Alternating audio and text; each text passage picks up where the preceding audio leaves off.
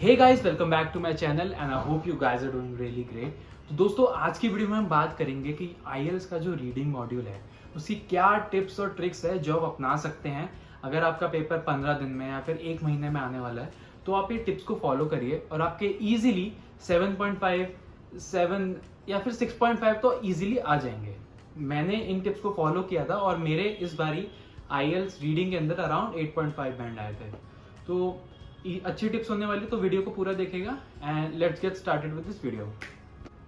तो गाइस, जो पहली टिप है वो होने वाली है कि आपको अपनी रीडिंग स्पीड बढ़ानी पड़ेगी। होता क्या है कि जो आईएलटीएस का पेपर होता है उसमें 3 पार्ट्स होते हैं और उन तीनों पार्ट्स को सॉल्व करने के लिए आपको सिर्फ 1 घंटा मिलता है।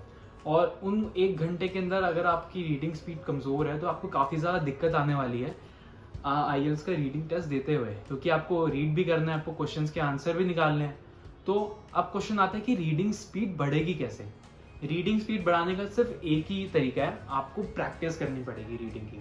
आपको जल्दी जल्दी पढ़ने की प्रैक्टिस करनी पड़ेगी। आपको आप बहुत सारी बुक्स पढ़िए, अगर आप पढ़ सकते हैं तो आर्टिकल्स पढ़िए और ट्राई करिए जितना जल्दी से जल्दी आपको पढ़ने में ईजी रहे उतनी स्पीड से पढ़िए और समझ आए, ताकि आपको जो भी आप पढ़ रहे हैं ऐसा नहीं हो कि सिर्फ आपने ऊपर ऊपर से देख लिया, कुछ घुसा नहीं दिमाग के अंदर। गाइस, जो अगली चीज है, जो हमारा सेकंड पॉइंट है, वो है आपका कंसंट्रेशन लेवल।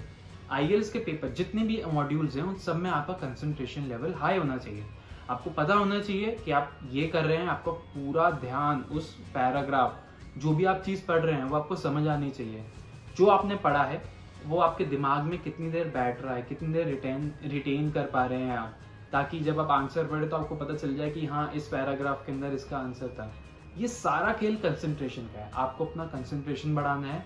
वो भी कैसे बढ़ेगा? रीड करके, जितना रीड कर सकते हो करो, पैराग्राफ्स पढ़ो, टेस्ट पेपर पढ़ो, उनके अंदर जितना आप कंसंट्रेट करके पढ़ सकते हो ना, वो आपके लिए सबसे बेस्ट रहेगा। जो गाइस हमारा थर्ड पॉइंट है वो होने वाला है प्रैक्टिस स्किमिंग। स्किमिंग क्या होती है? आपने पैराग्राफ को ऊपर ऊपर से पढ़ लिया और आपको समझ आ गया कि ऑथर इस पैराग्राफ के थ्रू बोलना क्या चाह रहा है, इसका मेन थीम क्या है पैराग्राफ का।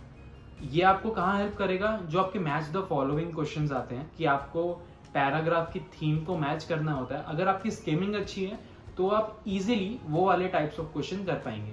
तो प्रैक्टिस स्किमिंग, ताकि आप बस ऊपर से ही पढ़ के बता सके ये पैराग्राफ में क्या बोलना चाह रहा है ऑथर और ये किससे रिलेटेड। तो गाइस, जो हमारा नेक्स्ट पॉइंट है वो ये है कि आपको प्रैक्टिस टेस्ट देने हैं।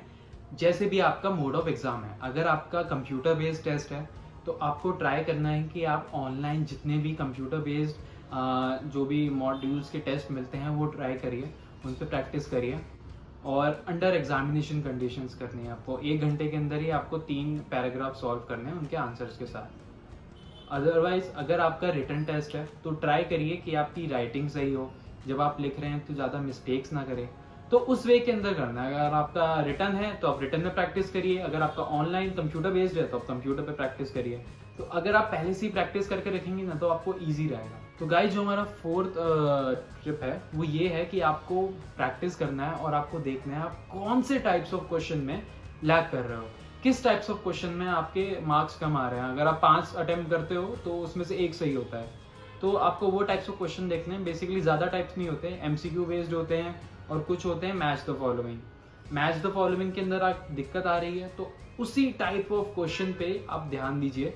और अगर आपको एमसीक्यू के अंदर दिक्कत आ रही है तो आप ट्राई करिए जितनी ज़्यादा एमसीक्यू हो सकते हैं उसको सॉल्व करिए, ताकि आपकी जो भी जहाँ पे भी दिक्कत आ रही है आप उसको टारगेट करो और उससे आपकी काफ़ी ज़्यादा हेल्प होगी उस पोर्शन के अंदर। एंड गाइस, जो मेरी लास्ट टिप है वो ये है, जितने भी आंसर्स हैं वो पैराग्राफ्स के अंदर होंगे। जितने भी सेक्शंस होंगे, 3 सेक्शंस होंगे, उनके जितने आंसर हैं वो पैराग्राफ के अंदर है। आपको बाहर से बिल्कुल भी नहीं लिखना है या फिर अपने हिसाब से बिल्कुल भी नहीं लिखना है। अगर किसी पैराग्राफ में लिखा है कि भारत का पहला प्रधानमंत्री XYZ था तो उसका आंसर XYZ ही होगा। आपको अपने हिसाब से जवाहरलाल नेहरू नहीं लिख के आना है, ठीक है? तो आपको इस चीज़ का ध्यान रखना है कि सारे आंसर उसी के अंदर है। ये नहीं करना कि इसका आंसर नहीं मिल रहा, उसके अंदर नहीं मिल रहा। जितने आंसर हैं वो पैराग्राफ्स के अंदर हैं। आपको बस आराम से पढ़ना है। जो मैंने ट्रिक्स बताई है, स्किमिंग, उसको कंसंट्रेशन लगाना अपना, वो सारा अप्लाई करना है। और अगर आप ये सारी टिप्स फॉलो करते तो आपके इजीली 7, 7.5, 8, 8.5 भी आ जाएंगे। because it's all a game of concentration and how well you can retain after what you have read. तो गाइज ये थी मेरी आज की वीडियो. अगर आपको पसंद आई तो please like, share and subscribe, and always stay healthy and keep us linked.